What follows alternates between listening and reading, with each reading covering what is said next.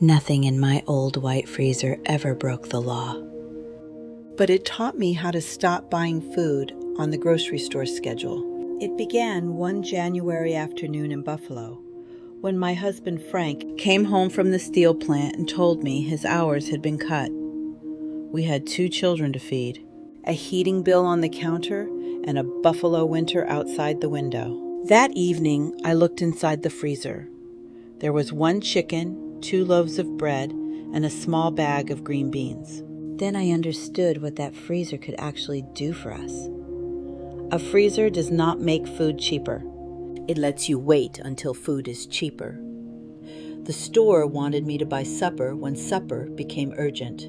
But the freezer separated the day I bought food from the day my family needed it. Over the next 40 years, I learned 10 habits that helped us hold on to sale prices, turn large packages into meals, and stop small leftovers from becoming waste. Near the end, I will show you the 99-cent tray that rescued tiny leftovers and the penny that stopped me from making a $300 guess. None was secret or illegal, but together they gave our grocery money more time to do its job.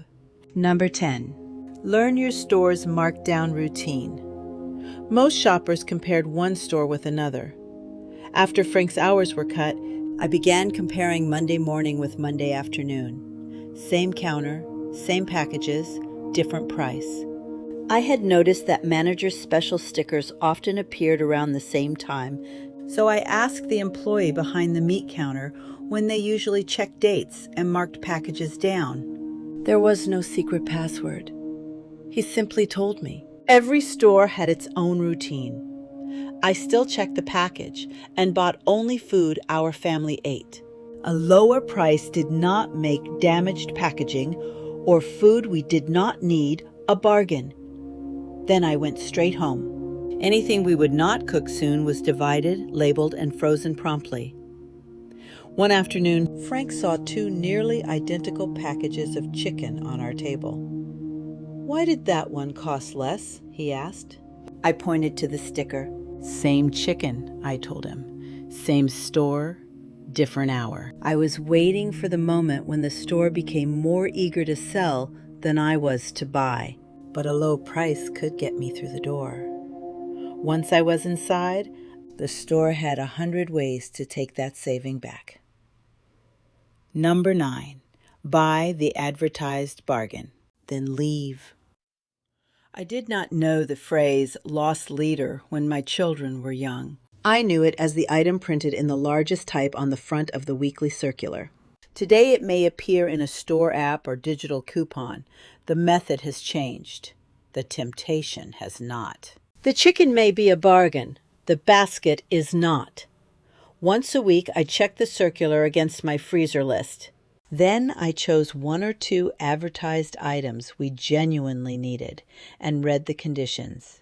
One week, family packs of chicken thighs were priced low enough to justify the trip. I bought 1, not 3 simply because they were cheap. 1 package gave us several suppers, and I knew we had room for it. I passed the full-price biscuits, sauces, and desserts. When I returned home, Frank looked inside the bag. "Is that all you bought?" "That is all they made cheap," I told him. A bargain stops being a bargain when it brings 5 full-price companions home. The freezer made leaving easier because I did not have to serve the chicken that evening. But a family pack saved nothing if I froze it as 1 solid block and later thawed more than we could eat. Number 8. Turn family packs into family meals. The largest package was not automatically the best bargain. It saved money only if I could use every piece. Whenever I brought home a family pack, I dealt with it promptly. I did not slide the unopened package into the freezer and promise myself I would organize it later. Later is how a family pack becomes 1 frozen brick. I divided the food according to meals we actually cooked. 1 portion held enough chicken for supper. A smaller one might stretch a pot of soup. The portions did not need to match one another. They needed to match our life. I sealed each amount separately and added the contents and date. Before anything went downstairs, it already had a job. Ground beef became portions for several familiar meals. On a busy evening, I thawed only what I intended to cook. Frank once watched me dividing a package of chicken. "Why don't you freeze the whole thing?" "Because I don't want all of it on the same Tuesday." He laughed, but that was the truth. I had not frozen one large purchase. I had frozen 4 future suppers. Once I began freezing meals instead of packages, the freezer could preserve something else for us, a lower price. Number 7. Freeze butter when the price drops. My mother watched butter prices more closely than the Thanksgiving turkey. As a girl, I thought she made too much fuss over one ingredient. Then I had a family of my own. Butter went into vegetables, pie crusts, cookies, and breakfast. One good sale could lower the cost of weeks of meals. So when the brand we normally use dropped to a favorable price, I bought a reasonable amount for the weeks ahead. Reasonable was the important word. I bought what we were certain to use. I kept the wrapped sticks in their boxes, sealed the boxes in a freezer bag, and dated it. When needed, one box, or one stick, moved to the refrigerator. A freezer should preserve a plan. It should not become an excuse to buy without one. I was not merely storing butter. I was storing today's price for tomorrow's meals. But every bargain required space, and mismatched tubs of soup, stock, and sauce left empty pockets all through the freezer. Number 6. Freeze bags flat, then file them upright. Round containers looked harmless until I saw how much space disappeared between them. For foods that worked well in freezer bags, stock, chili, sauce, and cooked beans, I changed their shape before freezing them. I put one meal's amount in a freezer-grade bag, leaving room for liquids to expand. I pressed out extra air, sealed it, and added the contents and date. Then I laid it flat on a sheet pan and froze it solid. Only then did I stand it upright in a basket like a file folder, with a label where I could see it. Stock went in one row and soup in another. I could pull out the one file I needed. Frank watched me arranging the bags one afternoon.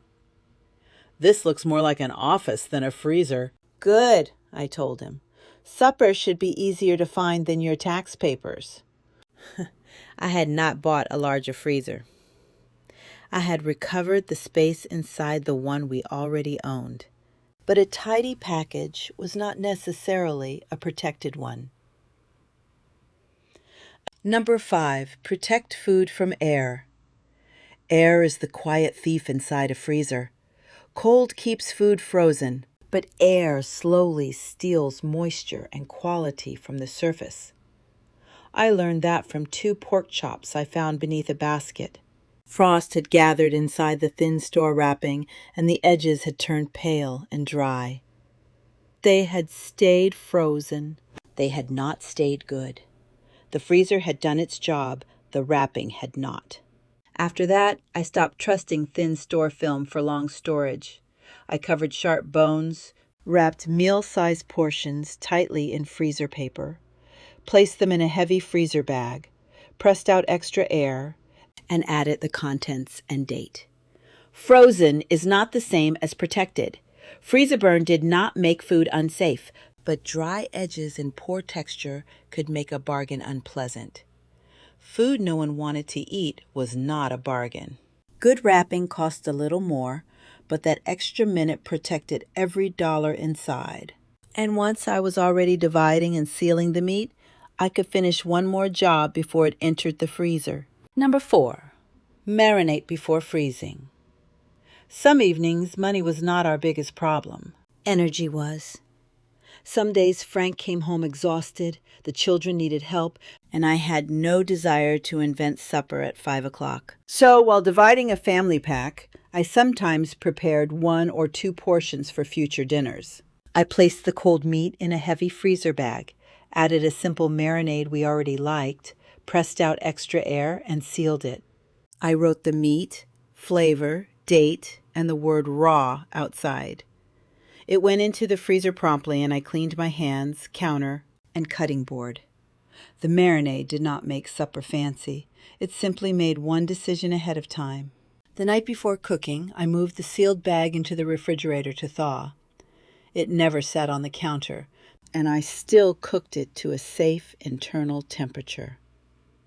One Tuesday, Frank came into the kitchen and smelled supper. "When did you have time to prepare all this?" "3 Sundays ago," I told him. The calmer version of me had helped the tired version who came later. But some of our most irritating waste came from portions too small for a freezer bag. 1 spoonful of tomato paste, a little stock, or the last bit of lemon juice. The answer cost 99 cents. Number 3, use an ice tray as a portioning tool. I would open a can of tomato paste, use 1 spoonful, and refrigerate the rest with good intentions. A week later, I would find it beneath the mustard with a dark crust around the edge. It was never a disaster, but it happened often enough to become a habit. So I bought a plain ice tray for 99 cents and used it only for food. I measured the remaining paste into the wells. I did the same, 1 ingredient at a time, with stock, lemon juice, and chopped herbs mixed with water. Once frozen, I transferred the portions to labeled freezer bags. The tray was the mold. It was not the storage container. When stew needed tomato paste, I dropped in 1 cube. When gravy needed stock, I used 2. I no longer thawed an entire container or bought another can for 1 spoonful. Frank watched me empty the frozen portions into a bag. "You have started saving ice cubes now?" "Not ice," I told him. "Ingredients." That tray paid for itself before the first bag was empty. It made food we already owned convenient enough to use.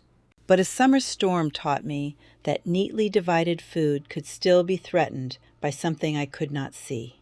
Number 2, the power out penny. The electricity went out after we went to bed and returned before morning. The old freezer was humming normally, but the blinking kitchen clock told me there had been an outage. Before that summer, I had frozen a covered cup of water solid, placed a penny on the ice, and left it inside the freezer. If enough ice melted, the penny could drop before the water froze again. That morning, the penny was beneath the surface. Frank frowned. "Does that mean we throw everything away?" "No," I said. "It means we have to check." That distinction mattered. The penny was only a rough clue. It could not tell me how warm each package became, how long it stayed warm, or whether the food was safe. So I did not let 1 coin make a $300 decision. I kept the lid closed until I was ready. Then I used the appliance thermometer and checked packages individually. Food that still contained ice crystals or measured 40 degrees Fahrenheit, 4 degrees Celsius, or below could be cooked or refrozen, although some quality might be lost. Anything questionable was judged by time and temperature, never appearance, smell, or taste. If I could not establish those facts, I discarded it.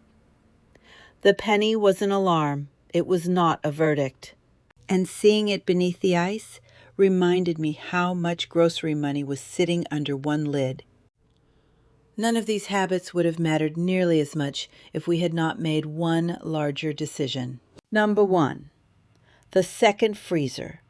Frank thought I had lost my good sense when I suggested buying another appliance to lower our grocery bills. "You want to spend money so we can save money?" "Only if the freezer earns it back." We did not rush to the appliance store. For 2 months, I listed useful sales we passed because our refrigerator freezer was full, along with food we could have preserved. Then we counted the freezer's price and the electricity required to run it. A second freezer was not a bargain merely because it was on sale. It had to save more than it consumed. We chose a plain white chest freezer large enough for our habits. An appliance thermometer confirmed it stayed at 0 degrees Fahrenheit, minus 18 Celsius. Nothing entered without a label, a date, and a reason we expected to use it. That freezer did not create bargains. It gave us time to wait for them. Before we owned it, the day we needed food was usually the day we had to buy it. The second freezer separated those 2 days. We could buy when the value appeared and eat when the food was needed. One winter evening, Frank watched me take out a roast bought months earlier. "That meat costs more at the store now." "Yes," I told him, "but supper is still eating at the old price." Not every household should own a second freezer. Filled with forgotten packages, it becomes an expensive white box that wastes electricity. It was number one in our home because it made the other 9 habits possible. It gave us space. The other habits made that space pay. Every Sunday, I gave it 10 minutes. I checked the thermometer, updated my list, moved the oldest packages into an Eat First basket, and chose 2 or 3 items for the week. A bag of marinated meat went into the refrigerator to thaw. A flat bag of soup became Tuesday's lunch. Tomato paste cubes waited for Thursday's stew. 3 meals had already begun before I closed the lid. Frank would see the packages in the refrigerator and ask, "What are we eating this week?" Food we have already paid for. Food does not save money merely because you froze it. The savings happen when it becomes a meal your family eats. A freezer is not where food should be forgotten. It is a bridge between finding good value and needing supper. Begin with the freezer you already have. Label 1 package, divide 1 large purchase, move 1 forgotten item where you can see it. Choose 1 meal from food you own. Then do it again next Sunday. That old white freezer never performed a miracle for us. It simply gave careful habits somewhere to work. If an old-fashioned freezer habit has saved your family money, tell me about it in the comments. And if practical lessons like these still have a place in your home, subscribe and come sit with me again next time.